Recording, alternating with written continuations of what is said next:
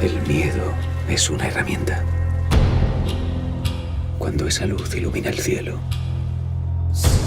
no solo es una llamada, es una advertencia.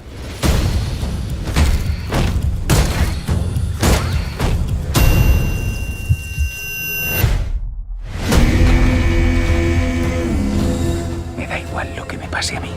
Vas a salir perjudicado.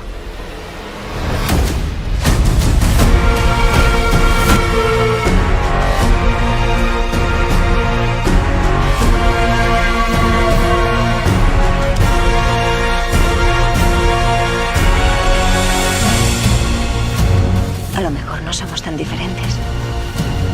¿Quién hay ahí debajo?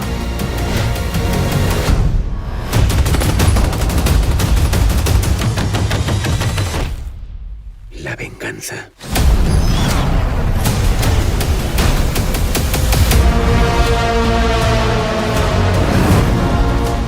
¿Qué es negro y azul y está caput?